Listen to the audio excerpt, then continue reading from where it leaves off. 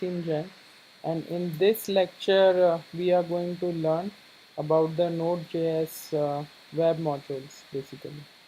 So what happens is Node provides several different modules, but Node is mainly used in the on web applications because JavaScript is client side and Node is preferably JavaScript framework. Underlying on operating system usage, it does use C++, but it's programmed using JavaScript to make life easier for the people who know UI, who know JavaScript. They can be full stack developers, so that they use JavaScript on client side, on web server side, and also by using Mongo database DB side, and it makes the application effective because everywhere you have same JSON objects, so there is no transformation overhead each time, and there is something which is called an lost in translation. So now we will learn about what is a web server. So a web server is a software application which handles HTTP requests by the HTTP client. HTTP client could be anything, which could be like a web browser, or and it returns the web pages in response to the client. So we all know web server basically. Right now you're watching this using a web browser basically, right? So web browser tries to contact to a web server, and web server then goes and interacts with underlying layers. Let's say data layer, which passes through the business layer, and then it gives you the data. For example, the YouTube video. So you have a browser, web browser. You are watching YouTube through your mobile phone or your web browser. So then what happens that as soon as you make the request, it goes to the server, and then the server. Just imagine it's a node server. So the node server will take the request, and after taking it, it would execute some business layer logic, which would identify that you are the authenticated user and you are asking for the information which are authorized and should be good to go. And then it would actually pull up the data from the data layer. So the data layer could be either a database, or it could be a data source, or it could be anything. Let's say if you're using the video, it can pull up from the S3 bucket, video streams, chunks, data, whatever, based on your application, and then it would respond to the client. That's how the client request response paradigm works. So client, the layer consists of web browser, server, the layer that has the web server, which can intercept the request made by the client and pass them the response. Business, the layer contains the application server, which is utilized by the web server to do the required processing. And data, this layer contains the databases or any other source of data. Now creating a web server using Node, it's super simple and super exciting. So Node.js provides a HTTP module. So remember, this is a module which you can use and create a HTTP client of a server. So which can be used to create a HTTP client of a server. So following is the bare minimal structure. So we'll just go through the structure on our mm, IDE. So we'll just say server.js. So we are not using any framework. We will be creating this server by using bare bones stuff. So let's have it as, we have a directory. We will say as node server. As soon as we do this, we can create a file with name server.js, and here is our file. So blindly we'll go ahead and run, and we'll see if we get some error. So fortunately nothing was running on 8081. Now we can just click on this, and So this might show up anything, any cranky. That's fine. That's not a problem. So we'll see what happened. So it is saying something, something. That's fine. So our main objective was just to, make the server run. So what we did is first we imported HTTPS, then we had a file which is called as fs, and then we had a module called as URL. Once all these things are there, we created http.createServer. It's a method which takes the function, which function we have given over here, and after that we asked it to listen to particular code. Inside this function we have given it some of the, by taking URL, we requested for the path name. As soon as we get the path, we pass the request URL, and then the path was given over here, so we have logged it, whatever we have received. After that, we were trying to read the file, and we applied some of the substrings over here. Meanwhile, the processing was happening. This is a callback function which has been defined over here. If error comes up, we say 404. If error doesn't comes up, then we there is one object which is called as response. So in this function, it takes request and response. So we have a response. We said response dot write hat. So the headers would be what are the content types and what's the status code. So we will learn more deeply in the REST API lecture, but just to give you a heads up that in REST there are some predefined HTTP error codes. 200 means okay. If everything is fine, it's cool, dude, then it's okay. If otherwise it could be in 400s, like 404 is page not found, 402 is you are not authorized, 403 you are not authenticated, 401, and there are a bunch of error codes which denote some specific stuff. 500 errors are server related problems. If there are some issues in the server, then error code which starts with 500. Now 505, 505 would be timeout, or 504 would be timeout, 502 would be internal server errors and things like that. So there are different codes and mapping for that. So once you write the header, then you write the actual data, convert it in the string, and then you write it in the response. And as soon as you say send the response body, you have to call the end method. So that's how it would work. So we have had this thing. We'll say frame assume. So as soon as we did this, we said request for frame assume received. So this is what it is doing, and apart from it, it is trying to parse path and write everything. So we had to do a lot over here. We had to do a write header, write response, send it, create all these methods, and inside one method we might have to expose, there was some heavy lifting work, expose the URLs, like parse the URLs and all that. So this stuff can be simplified if we can take advantage of some of the framework or module in Node which can simplify our life. And there are several. Express is one of them which does that. So let's move ahead.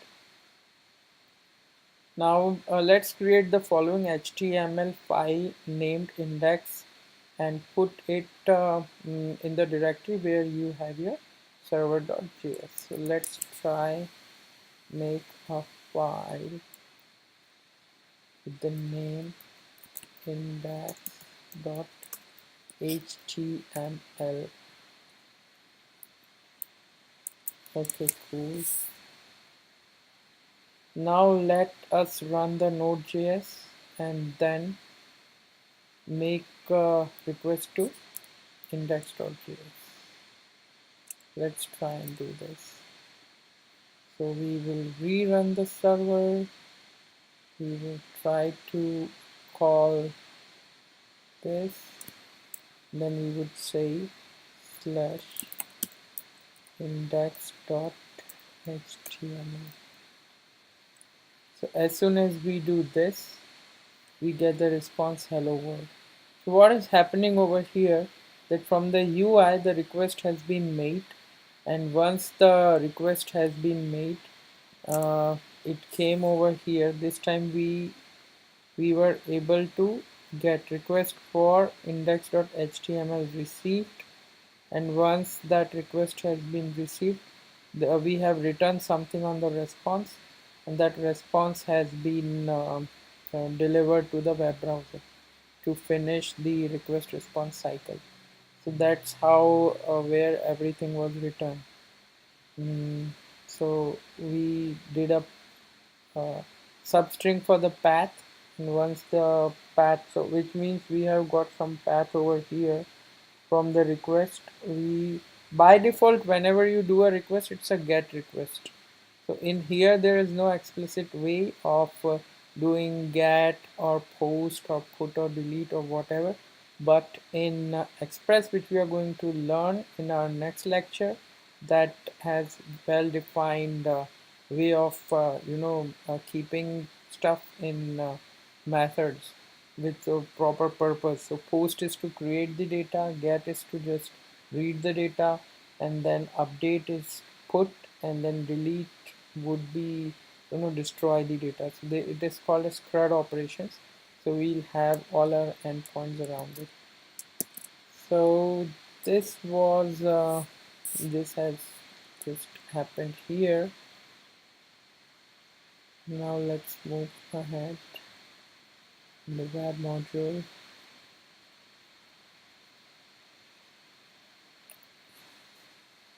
So a web client can be created using HTTP module. So this is another example where we have given the options here. So we have the port, path of the file, host, then we have a callback function. Callback function takes the response, is used to deal with the response. As soon as it creates a body and response, data function would be passed. Whatever data is there, it would be appended to the body.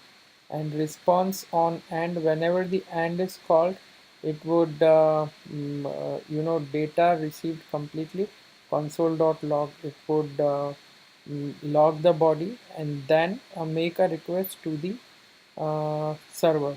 So request is equal to http dot request and then options and callback request dot close. So this is another a bit difficult way, I would say. If you use Express, it's super simple, but still, just for learning, we'll just go through it. So what we did is we created http request, and request takes parameter. So whatever parameter were required was a callback function and the options we have given that, and that would make the request for us, and request is assigned to a variable. As soon as you do request.end, then the actual request would be made. So whenever the request would make, you have given these options, that on this host, this path which is called as route, on this route or this resource, you want to get some information. As soon as that information is available, the callback is called, and the callback function has the response. Inside the response, it will write whatever it is supposed to write inside the body. So there, this is on event. So we might have learned in our previous lectures that there are some listeners. So on data means whenever the data is received, this listener would invoke, and then it would call the function, and on the function, whatever data is passed, it would append that data into the body. And once the body is there, whenever there is response dot and, so these are running in parallel, probably inside the event loop. So as soon as the response and is getting called, which means that the whatever you was supposed to write to the response is done and it's finished, then this function would get called and you can log this request easily. So this would probably do something similar. So let's try running this.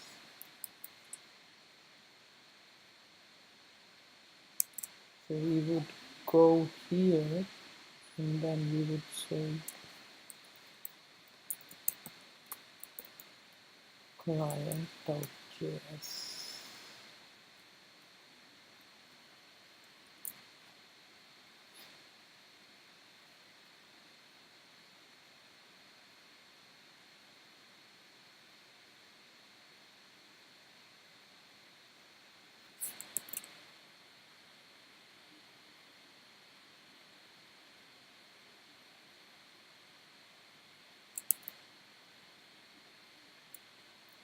So what we are going to do here is this is going to invoke the request.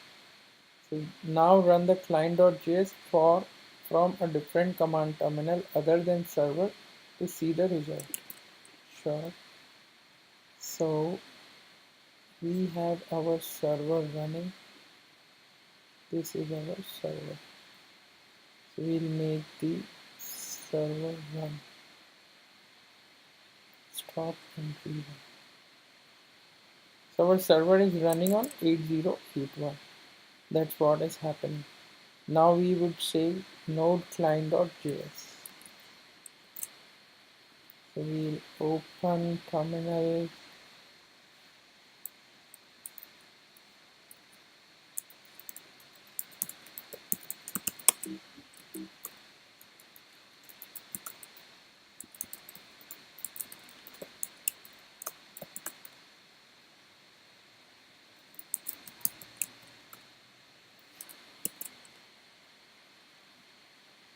So once we run this,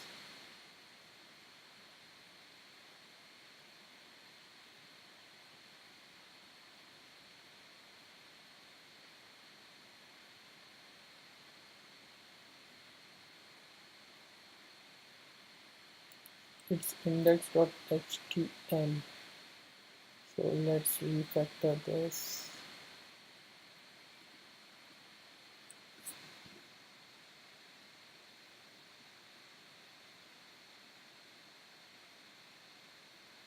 We will say refactor rename htm refactor.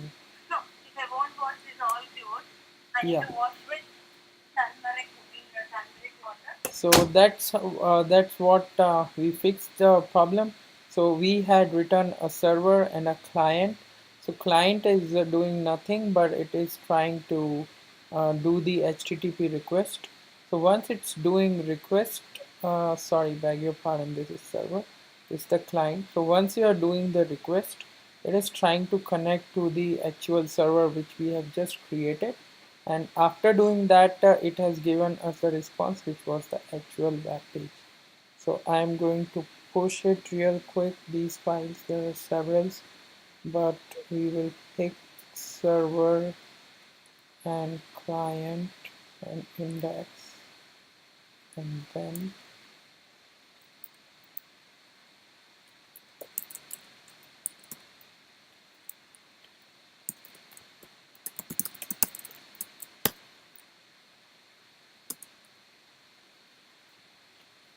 I'm going to push this, and I'll post a link on YouTube video so you guys can pull up and try it on your local. So hope you might have enjoyed, and thanks for watching.